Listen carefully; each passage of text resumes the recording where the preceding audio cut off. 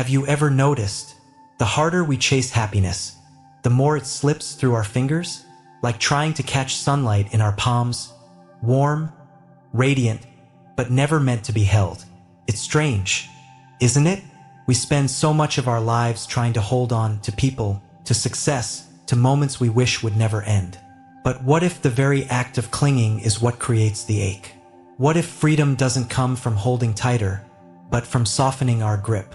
Today, we'll explore a quiet teaching from the Buddha, one that doesn't shout or demand, but instead invites us to live more lightly, more truthfully, more awake. And stay with me until chapter 5. There's a story tucked in there, about a mountain village, a prayer ritual, and the threads people tie for others, not for themselves. That story might just shift the way you experience connection, and how you heal. So if a part of you is tired of striving, of proving, of trying to keep it all together, just take a breath, set it all down for a moment, and let's begin together. Chapter 1, Karma, the unseen architect of reality. I used to think karma was like cosmic revenge. You know, that mysterious force lurking in the attic of the universe, waiting to drop a piano on someone who cheated on a test or cut in line at the grocery store. I figured if I was good, I'd get rewarded with something shiny. And if I messed up, boom, a flat tire on a rainy day, instant payback, balance restored. But the more I sat with Buddhist teachings, and honestly, the more I watched life quietly unfold around me, the more I realized karma isn't punishment. It's not a scoreboard. It's not some divine accountant keeping receipts. Karma is more like a breeze you can't see, yet somehow it reshapes the entire landscape. It's the little decisions you make when no one's watching, the tiny thoughts you repeat to yourself on autopilot, the words you casually drop into conversations, not realizing they echo into someone else's heart. Karma is the subtle architecture of our lives, drawn not with grand gestures, but with invisible ink. I remember once, I was visiting a monastery tucked away in the hills of northern Thailand. You wouldn't find it on Google Maps. The road up was rough, the kind that rattles your teeth and makes you rethink every decision that got you there. But when you finally arrived, everything got quiet. Still, the kind of quiet where you start to hear your own thoughts more clearly, sometimes too clearly. There was an old monk there. He had the kind of face that looked like it had spent more time smiling than frowning, but he didn't talk much, except once. One afternoon, I saw him carefully raking the temple grounds. The gravel path was already neat, but he just kept sweeping, back and forth, gentle, slow strokes. I must have looked confused, because he smiled, handed me a second rake, and said something I never forgot. Even when you sweep where no one will walk, your intention leaves a mark. He wasn't talking about raking, not really. He was talking about karma. You see, karma doesn't care if someone sees you being kind. It's not a performance. It's the ripple effect of every thought, word, and action, especially the ones we think are too small to matter. Like that time you chose not to text back out of spite, or the extra minute you took to really listen to someone who was struggling, even if you were tired. These are seeds, and seeds don't care if you're paying attention when you plant them. They'll still grow, but not always in the way you expect. There's a story from the Buddhist tradition about a monk who lit a small fire to warm his tea in the forest. It was a quiet night, nothing dramatic, just a flicker of flame and the sound of leaves rustling above. He finished his tea, put out the fire, or so he thought, and went to sleep. By morning, the entire nearby field had burned. Was it punishment? No, it was cause and effect. A single spark, left unattended, became something much bigger than he intended. That's karma. It's not the universe trying to punish you. It's the natural unfolding of everything you put into motion, consciously or not. And that includes the unconscious stuff, the stories we tell ourselves day in and day out. Things like, I'm not good enough, or nothing ever works out for me. We don't say them out loud, but they loop like background music. And over time, they become instructions we're giving to the universe, and to our own mind. If you've ever wondered why certain patterns keep repeating, why you keep attracting the same kinds of relationships, the same burnout, the same kind of pain, it's worth asking, what energy am I unconsciously radiating? What story am I reinforcing, even without meaning to? Because karma listens even when we whisper. And sometimes, karma is just waiting for us to wake up and notice the seeds we've been planting. Let's be honest, we've all planted some weird stuff. Seeds of doubt, jealousy, judgment. You scroll through social media, comparing your life to everyone else's highlight reel. You think it's harmless, but each time, a thread is added to the story you're weaving. Slowly, quietly, your life becomes a reflection of that internal dialogue. It's not about blame, it's about awareness. The Buddha once said, "What you think, you become. What you feel, you attract. What you imagine, you create." Simple, and a little terrifying. But here's the beautiful part. Karma is not set in stone. It's always unfolding. You're always planting, which means you can choose different seeds. And it doesn't have to be dramatic. Start small. When you wake up tomorrow, instead of reaching for your phone and flooding your brain with noise, just pause. Feel your breath. Touch the warm cup of tea or coffee in your hands. Whisper an intention, even if you don't fully believe it yet.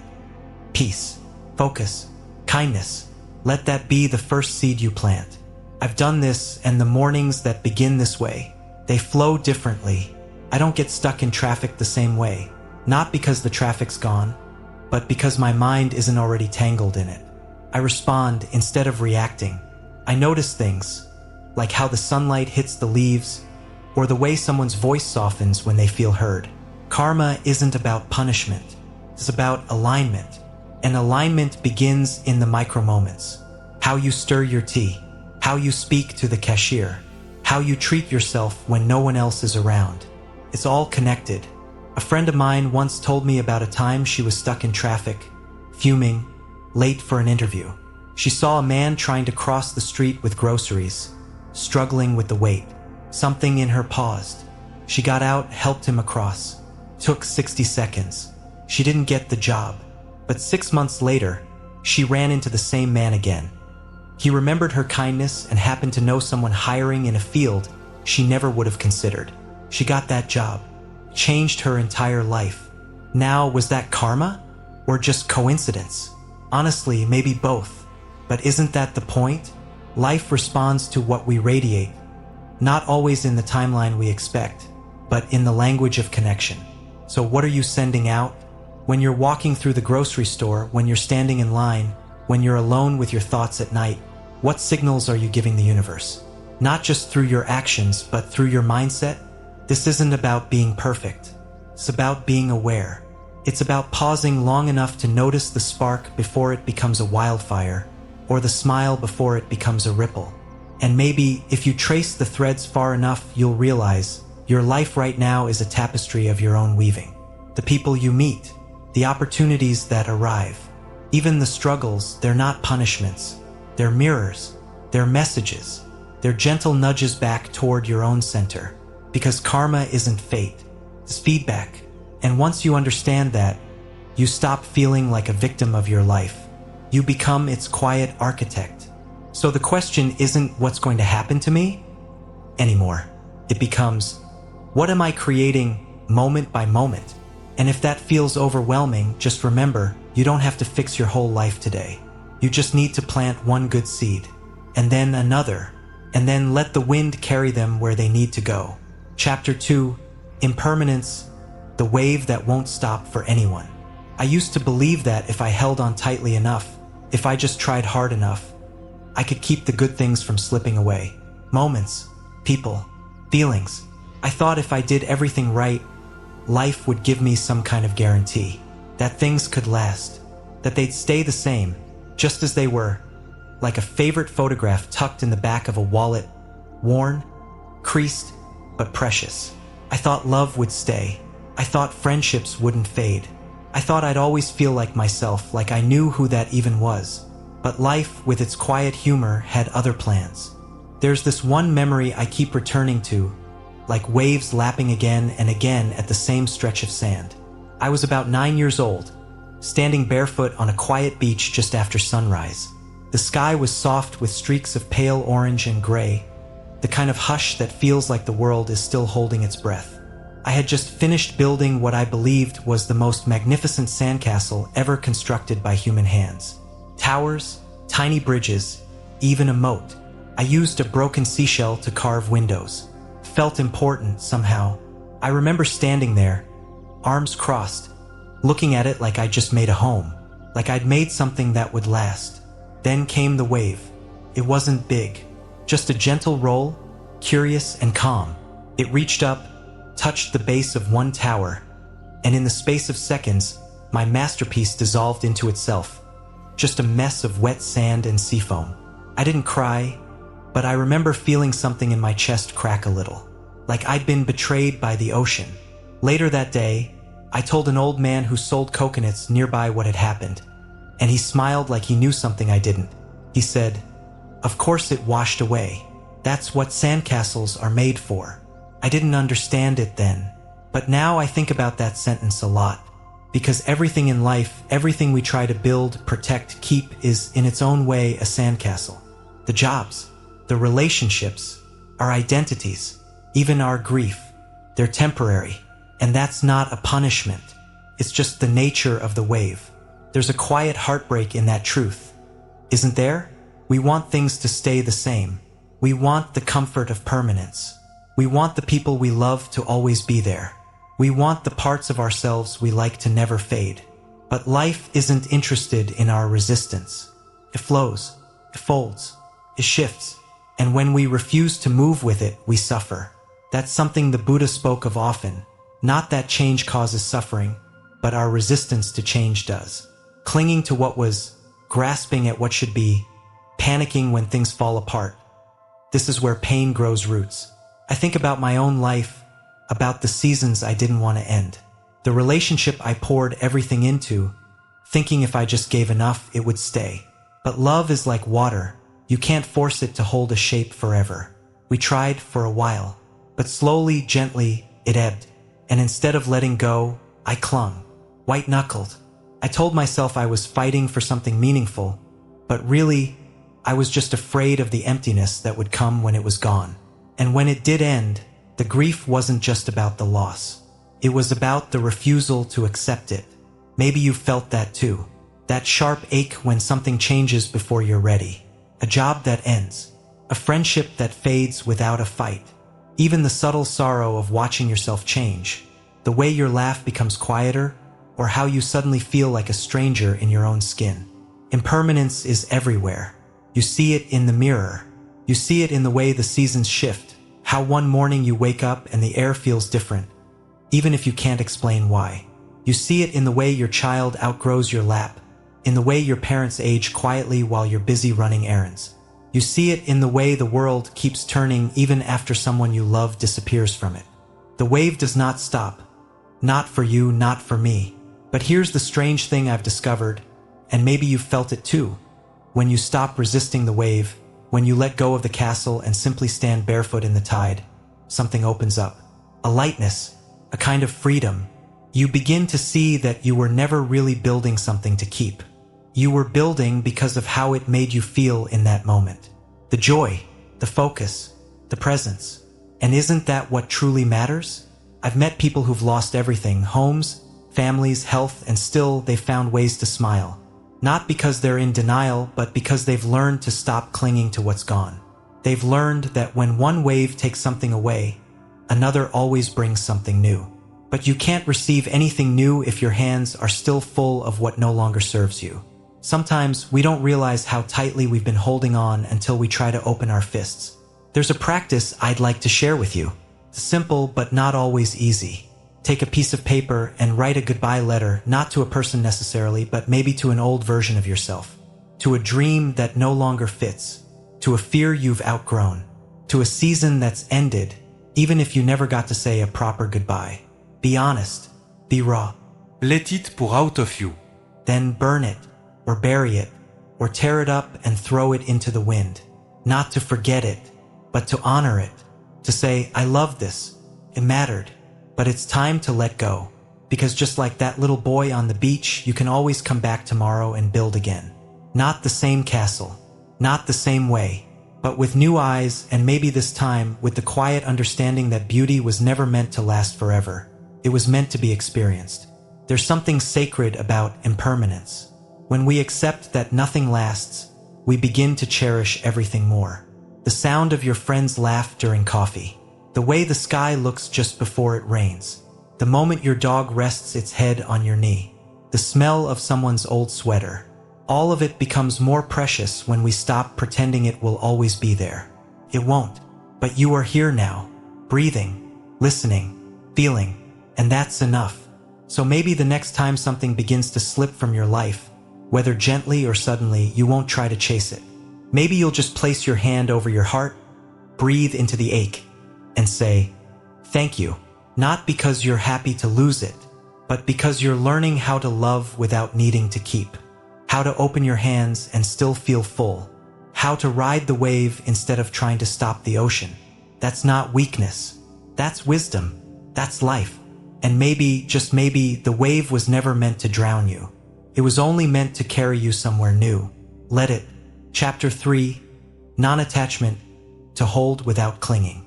I once loved someone so deeply, I thought if I just loved hard enough, I could make them stay. There was a quiet desperation in the way I clung. Like if I just held on tight enough, if I said the right thing, gave enough, compromised enough, I could freeze the moment. Make time pause. Make that feeling last. But love doesn't work that way, and neither does life. It took me years, and a heartbreak I wasn't ready for, to understand what the Buddhist teachings call non-attachment. And let me tell you, I didn't learn it sitting peacefully on a meditation cushion with incense curling in the background. I learned it kneeling on the bathroom floor, tears hitting the tile, whispering to the walls. What did I do wrong? The answer came not as blame, but as clarity. You can love deeply, you can love fully, but you can't make things or people stay just because you want them to. There's a story I once heard in a small Dharma hall tucked between pine trees in silence. A teacher stood before a small group of us, holding a delicate origami bird in her hand. She said, "This bird is beautiful. Its folds are precise. The shape, fragile but whole. Now watch." She clenched her fist tightly around it. You could hear the gentle crunching sound of paper collapsing. When she opened her hand again, the bird was gone, just a crushed memory of itself. "It wasn't love that broke it," she said. "It was fear. Fear of losing it." And that, I think, is where so many of us trip. We confuse love with control. We think holding tighter means loving more, that clinging means caring. But in reality, clinging comes from fear, not love. And fear chokes the very life out of what we're trying to keep. I felt it in relationships, in my career, even in how I viewed myself. There were times I was so attached to being a certain version of me, successful, stable, always calm, that I didn't allow myself space to change. I clung to an identity like it was a lifeline, afraid that if I let go, I'd lose my worth. But identity shifts too, like clouds over a temple roof. You are not who you were 5 years ago. You won't be who you are now 5 years from today. Trying to freeze yourself in time is like trying to trap a breeze in a jar.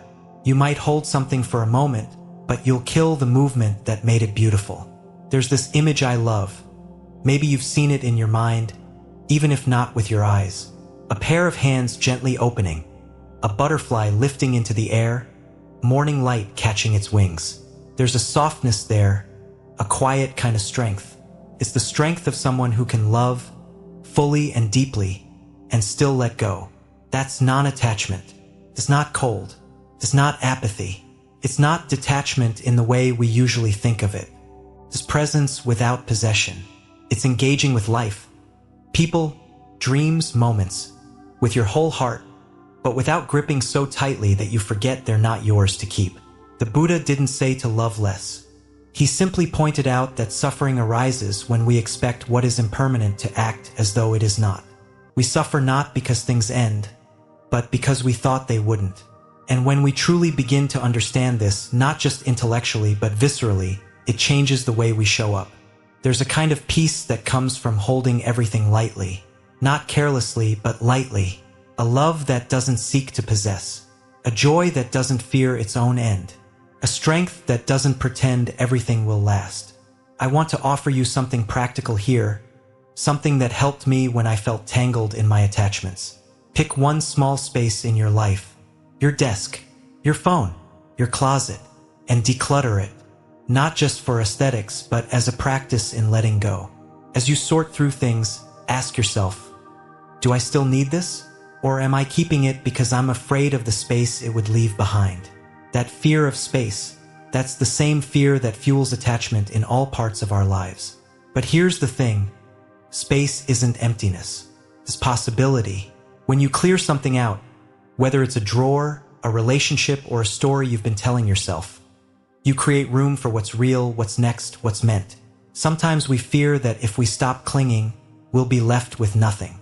But in truth, when we stop clinging, we are finally free to receive, free to breathe, free to move with life instead of resisting it. I remember another moment, quieter but just as important. I was sitting on the porch of a temple guest house, watching the wind stir the leaves of a Bodhi tree. One yellow leaf came loose and floated gently down, spinning like a dancer in the air. I felt something loosen in my chest watching it fall.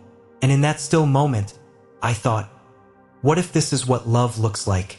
Too, watching something drift away, not with anger, not with grief, but with gratitude.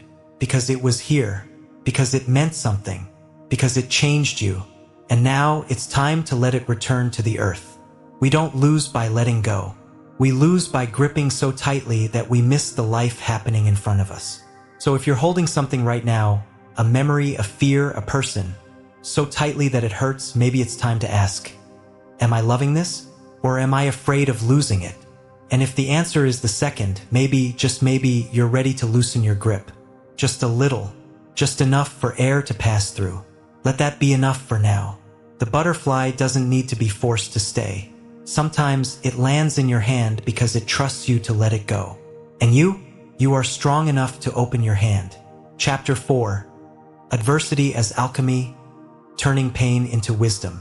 I used to think that pain meant I'd done something wrong.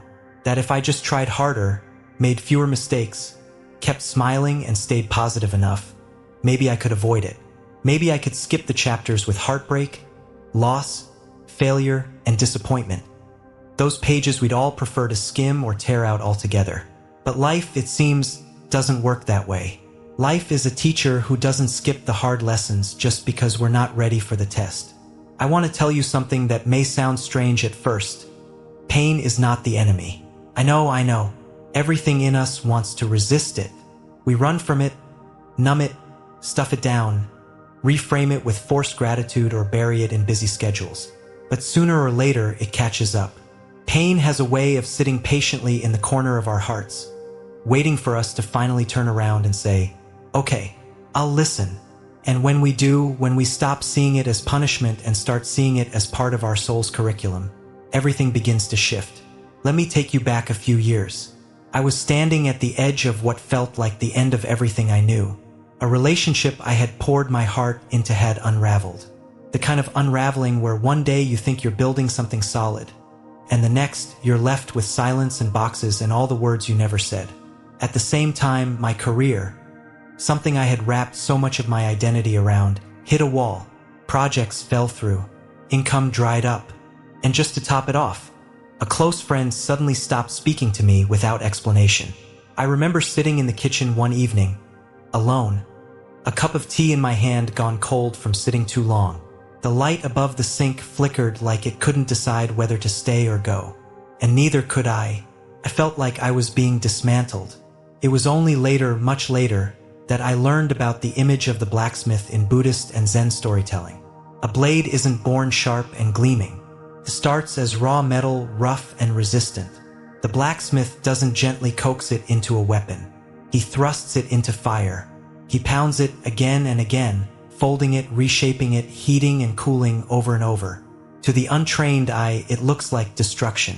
But what's really happening is refinement. That's how I began to see what I was going through. Not as punishment, but as fire. And slowly, I realized the fire wasn't trying to burn me down. It was trying to bring something forward. Something stronger. Something sharper. Something more true. You see, we live in a world that tries to sell us escape. Feeling sad? Buy something. Feeling lonely? Scroll endlessly. But Buddhism doesn't ask us to escape our pain. It invites us to turn toward it, to sit with it, to ask it questions, to let it speak. There's a teaching I love, simple but piercing. The Buddha said, "No mud, no lotus." And you've probably heard it before. But have you felt it? Have you felt what it's like to be the mud? To be stuck in it, covered in it, unsure if anything beautiful could ever grow from where you are? I have. And if you're there now, I want you to know, it's not the end. Pain isn't a dead-end street. It's a passage, tunnel. It's the stretch of road between who you were and who you are becoming. It's the part no one posts about, no one writes poetry about until they've made it to the other side. But it matters. It's sacred. There's a woman I know, call her Mira, who lost her child in a car accident. There are no words that fit that kind of grief. No logic. No fair explanation. For years, she barely spoke of it. When she did, it came out in pieces, like broken glass she was still trying to pick up without cutting herself. But slowly, gently, she started to show up in support groups for grieving parents. Not as an expert, just as someone who understood. She'd sit beside other mothers who were where she had been, silent, trembling, afraid of their own shadows, and she would simply listen. Sometimes she'd say, "I don't have answers, but I'll stay with you while you ask the questions." And I watched as her pain became something else. Not lighter, not erased, but transformed. The blade, forged in fire, now had purpose. That's what adversity can do, but only when we stop fighting it. Only when we ask not, "Why is this happening to me?" but "What is this here to teach me?" Sometimes the answer is clarity. Other times it's humility. Often it's both. In my own dark season, I learned how to set boundaries. I learned that being kind didn't mean being a doormat. I learned to slow down, to listen more deeply, to love without losing myself. I also learned that resilience isn't about never breaking. It's about what you do after you break. There's a Japanese art form called kintsugi. Maybe you've seen it. When a bowl breaks, instead of throwing it away, they repair it with gold. The cracks aren't hidden. They're honored. The break becomes part of the story. The bowl becomes more beautiful because it was broken. You are that bowl. And maybe your gold is still setting. Maybe the cracks are still tender. But please believe this, your pain is not wasted. Your wounds are not meaningless. They are becoming your wisdom. If there's a practice I could gently invite you to try, it would be this. Find a quiet space, maybe with a warm drink, maybe as the sun sets through your window, and ask yourself, what pain am I carrying that I haven't asked anything of? Then ask, what did it teach me? Not in a forced, toxic positivity kind of way. You don't need to be grateful for the loss, but you can be grateful for what it carved into you. The space, the strength, the softness. If nothing else, pain teaches us what matters. Teaches us how to be human. And if we're lucky or maybe just willing, it teaches us how to be kind. Because once you've been through your own fire, you see it in others. You learn to look past the surface. You soften when someone snaps at you. You pause before judging.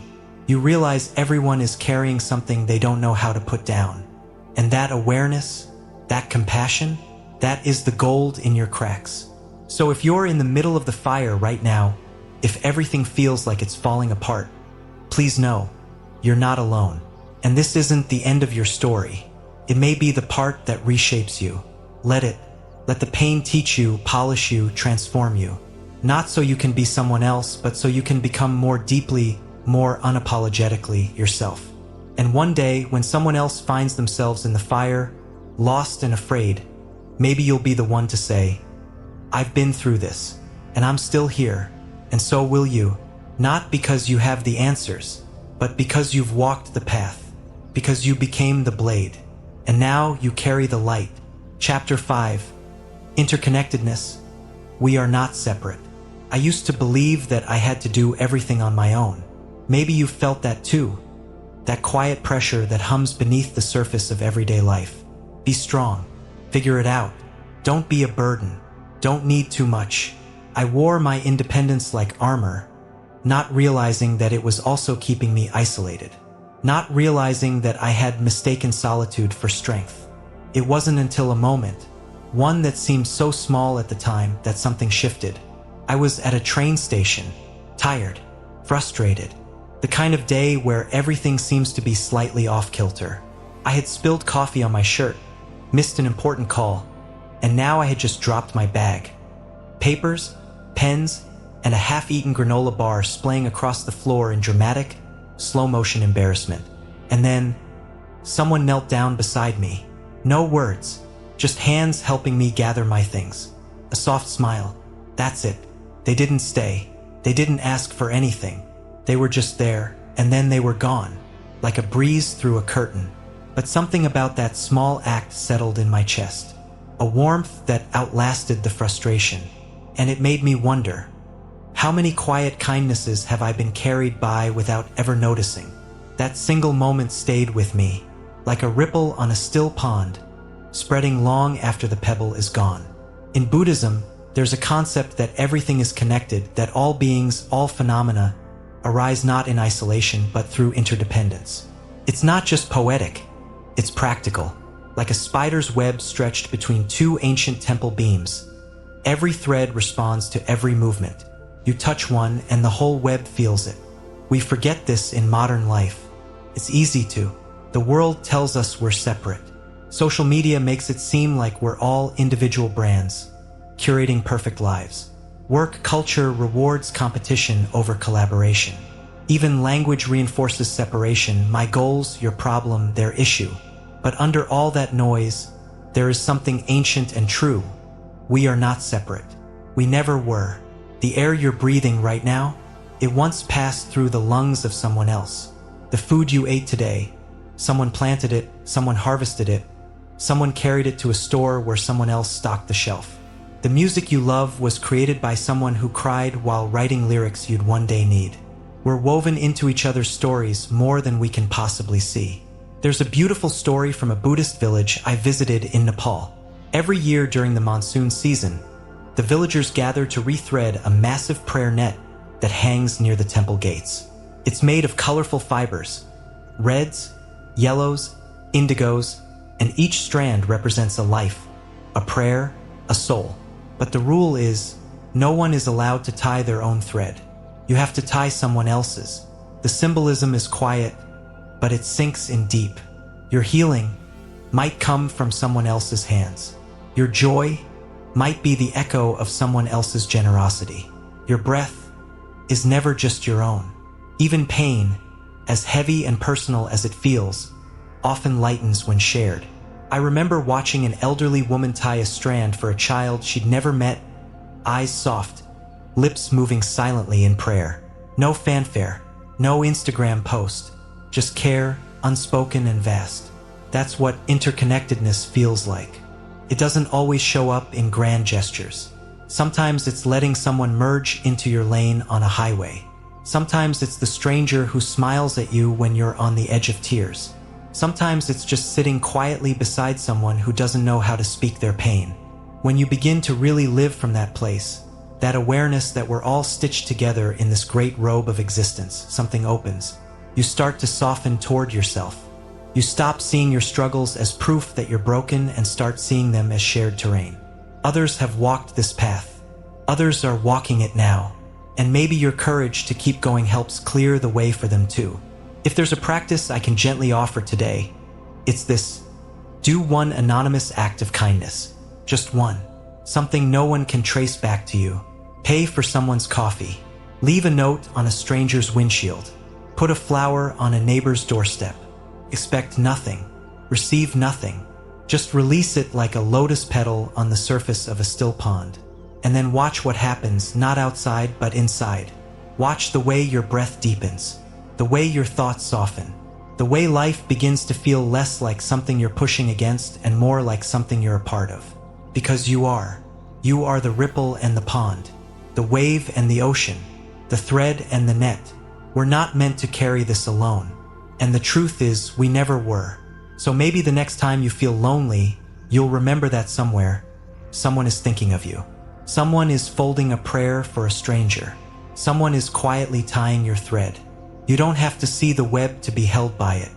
And you are being held always. Chapter 6, Right Effort, the Path of Effortless Mastery. I used to think if I just worked hard enough, pushed long enough, sacrificed deeply enough, I'd arrive. Peace, purpose, at some magical version of myself where everything was in order, where the people I loved were proud of me, and I could finally exhale. But no matter how many late nights I racked up, how many achievements I stacked like bricks in a wall, I still felt like I was chasing something just out of reach. It's funny, isn't it? We live in a world that rewards exhaustion like it's a badge of honor. As if the more tired we are, the more worthy we've become. We glorify the grind. We romanticize the struggle. We repeat mantras like, no pain, no gain. As if life were some kind of battlefield where the only way to prove our value is by collapsing at the finish line.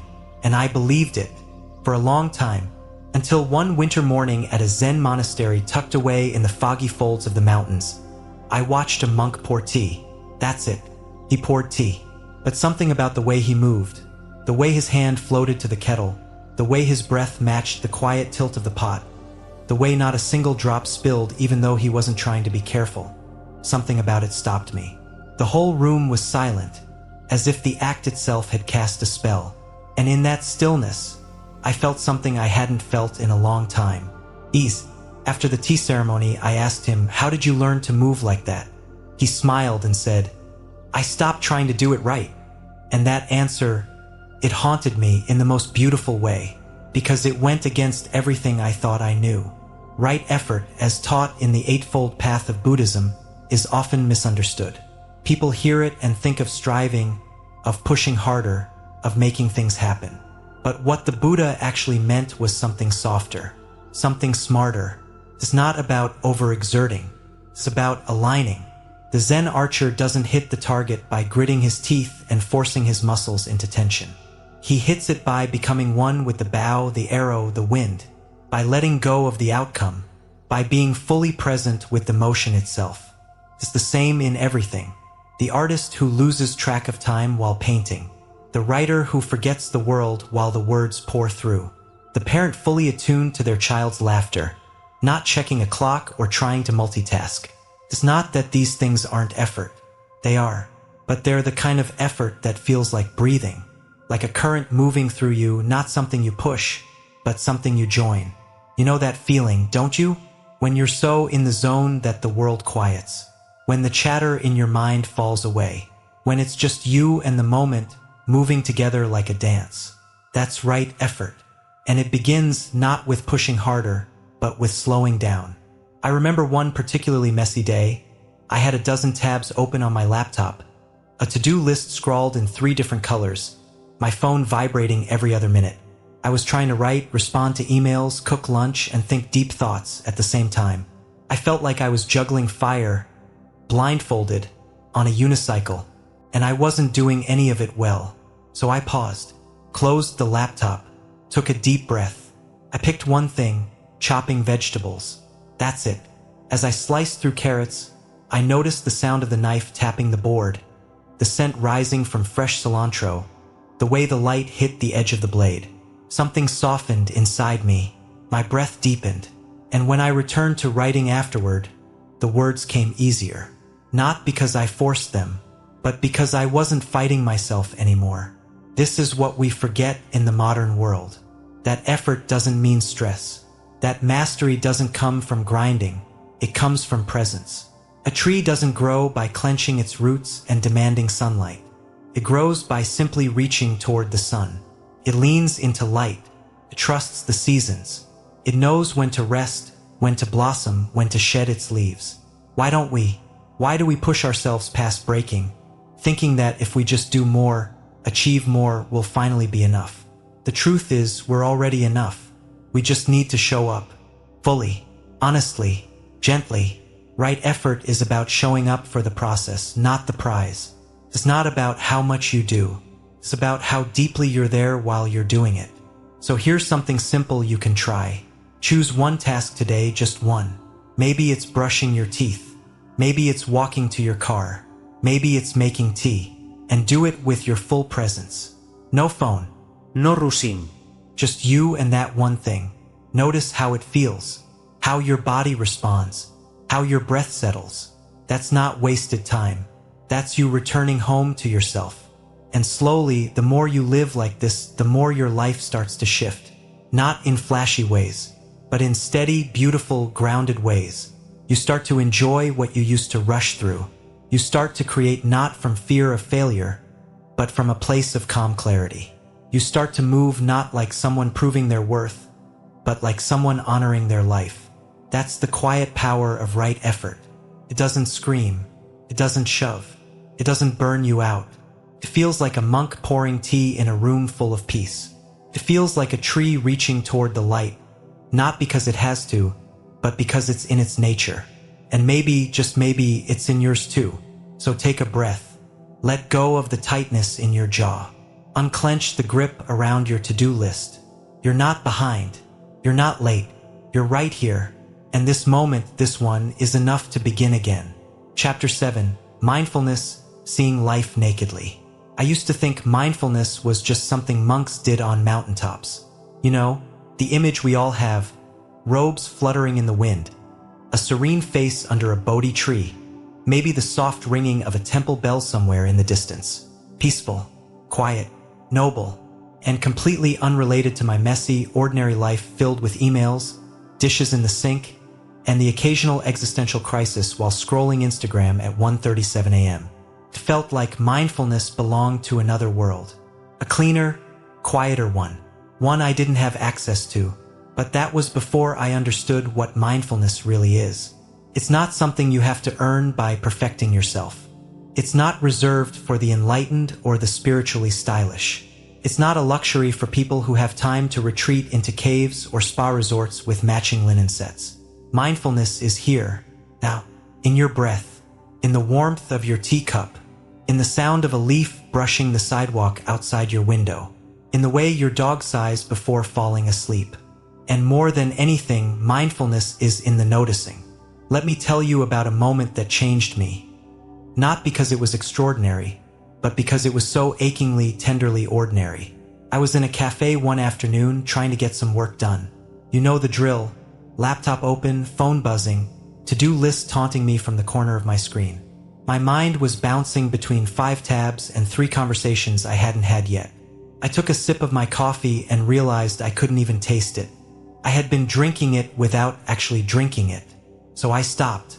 I set the mug down, closed the laptop, put my phone on airplane mode, and then I picked the cup back up like I was doing it for the first time. It was warm, heavier than I remembered, the rim smooth and slightly chipped. I took a slow sip, really slow, and for a few precious seconds, everything else fell away.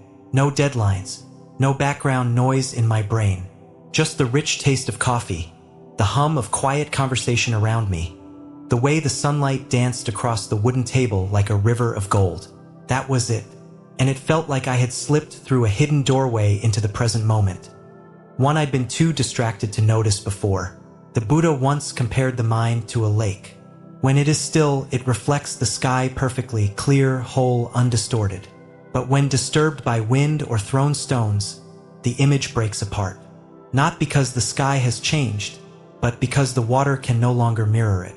Our minds are like that. When calm, we see clearly ourselves, others, life. But when stirred by anxiety, regrets, rushing, or constant stimulation, everything becomes warped. We mistake our ripples for reality. And the truth is, most of us live in a stirred-up state. We rush from task to task, day to day, carrying a brain full of unfinished thoughts like a browser with 47 tabs open. We're there, but not there. Eating without tasting, talking without listening, living without actually being alive. We drink our coffee while checking notifications. We brush our teeth while already in tomorrow. We walk while thinking about what we should have said 5 hours ago. We've mastered the art of being elsewhere, and yet, it only takes one breath to come home. There was a monk I once spent time with who had this way of making the present feel sacred without making it feel serious. He would eat a bowl of rice like it was a blessing, not in a performative way, but in this grounded, grateful, eyes half-closed way that made you want to put your phone down and just notice your own breath. I asked him once how he cultivated such deep awareness. He smiled, held up a single raisin, and said, "Eat this, slowly, as if you've never tasted anything before." I did, and let me tell you, that raisin tasted like the entire world. When we bring our full attention to something, even something as simple as chewing a raisin, it becomes more than what it is. It becomes a portal, a doorway back into life, back into ourselves. That's the power of mindfulness. It doesn't require special skills, just presence. You can begin right now, with your breath. No need to change it. Just feel it. Inhale, exhale. Let it move through you like waves against the shore. And tomorrow, when you brush your teeth, try doing just that. Feel the bristles, the coolness of the water, the way your hand moves. Be there, even just for 30 seconds. It may sound small, but in a world that constantly pulls us away from ourselves, being fully present for 30 seconds is a quiet revolution. Over time, those moments string together. They become your life. And something else happens too, something you may not expect. You begin to suffer less, not because life gets easier, but because you're no longer adding layers of mental noise to every experience. Anxiety lives in the future. Regret lives in the past. Mindfulness anchors you to the only place where healing and clarity can happen, the now. I once heard someone say, "Peace is not the absence of chaos. It's the presence of awareness within it."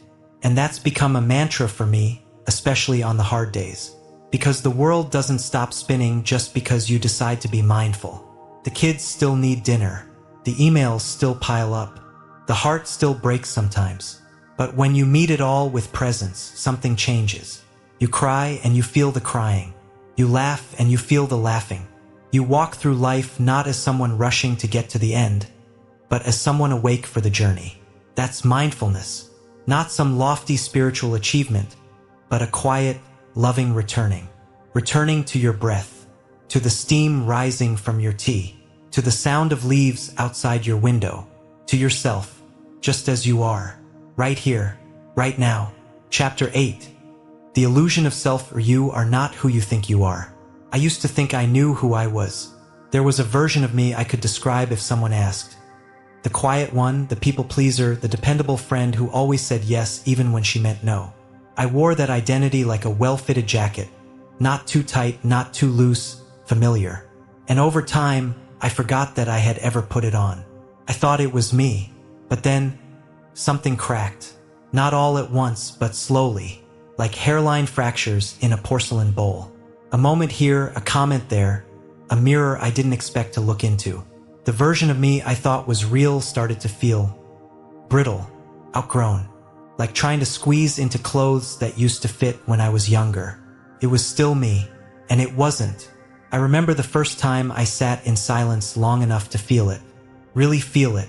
I was at a retreat center in the hills, the kind with creaky wooden floors, lemon trees in the garden, and the kind of stillness that makes you hear your own thoughts more clearly than you might want to. There was this one moment, late afternoon, the sun just beginning to dip, casting golden light across the meditation hall. I was sitting cross-legged, uncomfortable, my foot asleep, my thoughts buzzing like flies. And then, just breath, just this inhale, and this exhale, and this space. And in that space, I felt something quietly unhook, something deeper than language. I wasn't thinking about who I was or who I had to be. I wasn't building an identity. I wasn't performing. I was just here, breathing, alive, unlabeled. It was the first time I realized that the me I carry through the world, the one with the carefully curated personality traits and insecurities and labels, is just a story. A useful one sometimes, but still a story. And like all stories, it can change. Buddhism teaches that the self is not a solid, unchanging thing. It's more like a river, always moving, always reshaping, made of moments, emotions, sensations, memories, projections. You can never step into the same river twice, they say. And you are not the same person you were yesterday. But the illusion of self is strong, feels safe, stable. We say things like, I'm just not that kind of person. Or that's just who I am. Not realizing that we are building our own walls, brick by brick. We clutch old beliefs like life rafts in stormy seas, afraid that if we let them go, we'll sink into uncertainty. But what if uncertainty isn't something to fear? What if it's freedom? I think of a wave. It rises, dances, crashes. And in doing so, it forgets, just for a moment, that it's never been separate from the ocean. It believes it has to rise high to matter, that its shape defines its value, that it must prove something. But the wave is never not the ocean, even when it forgets, and neither are we. I've watched friends cling to versions of themselves that no longer serve them, the strong one who never asks for help, the achiever who measures worth by productivity, the quiet one who stays silent even when her voice is trembling to be heard. I've done it too. We wear these masks because they once kept us safe, but now they only keep us small. And slowly, lovingly, we can begin to take them off. Not all at once. That would be too much. But maybe today you loosen one strap. You ask yourself, what story am I still telling about who I am? And is it true? I once carried this belief that I wasn't creative. It had roots in old childhood moments. An art teacher who gave me a sideways glance, a cousin who painted better than me, the way I once spilled watercolors on a project and felt humiliated. And so the belief settled in, I'm not an artist. I'm not creative. But one day, I picked up a pen and started doodling, just for myself. No one watching. And something inside me lit up like candlelight flickering in a dark room. That's when I realized the belief was never true. It was just repeated, like a mask I forgot I was wearing. Letting it go felt like shedding a heavy robe I didn't know I was carrying. Stepping into the light felt like coming home. And you? What old belief are you ready to release? Maybe it's the idea that you're not enough. Maybe it's the label someone else gave you, too sensitive, too loud, too slow, too much. Maybe it's a version of you that made sense once, but now just weighs you down. Whatever it is, offer it compassion. Don't rip it off with shame. Thank it for the ways it tried to protect you. And then, when you're ready, let it float away like a paper lantern in the night sky. You are not fixed. You are unfolding. And in that unfolding, there is so much beauty. You get to choose how to move, who to be, what to carry forward, and what to leave behind. You don't need to find yourself. You need to let go of who you're not. Because beneath all the layers, the striving, the self-doubt, there is something quieter, something softer, a self that isn't separate, isn't trying, isn't proving, a self that is simply being. And that is enough. Chapter 9. Wise Compassion, Love with Backbone. I used to think compassion meant always being soft. I thought it was about soothing, smoothing things over, never raising my voice, always being the gentle one. I believed that love meant keeping people comfortable, even if that meant hiding the truth, biting my tongue, or absorbing more than I could hold. But over time, I realized that compassion without boundaries isn't compassion at all. It's self-abandonment. And true love, the kind that frees instead of entangles, requires something much stronger than niceness. It requires courage. There was someone I loved once, deeply holy, the kind of love that made me want to protect them from every storm. They were struggling, stuck in patterns that hurt not just them, but the people around them too. And for a long time, I tried to fix it all with softness. I'd listen endlessly, nod, reassure, patch things up every time the cracks appeared. I thought I was helping, but the truth? I was enabling. I was holding their pain like a blanket, wrapping it tighter instead of helping them rise. It wasn't until the night I sat across from them, heart pounding, tears in my eyes, and finally said the thing I had been too afraid to say, that something shifted. I told them the truth, not cruelly, not with judgment, but with love so fierce it shook me. Love that said, I care about you too much to keep pretending this isn't hurting you. And me, it broke something open, in both of us. And that's when I learned the quiet power of wise compassion. There's a story I hold close. It's not dramatic, but it says everything. A lioness watches her cubs play in the grass, tumbling and wrestling under the warmth of the sun. She licks their ears, nudges them gently. But when the time comes, she doesn't coddle them into staying small. She nudges them into the wild. She watches as they stumble, struggle, sometimes fail. Not because she doesn't love them, but because she does. Love isn't about shielding someone from all discomfort. It's about walking with them through it.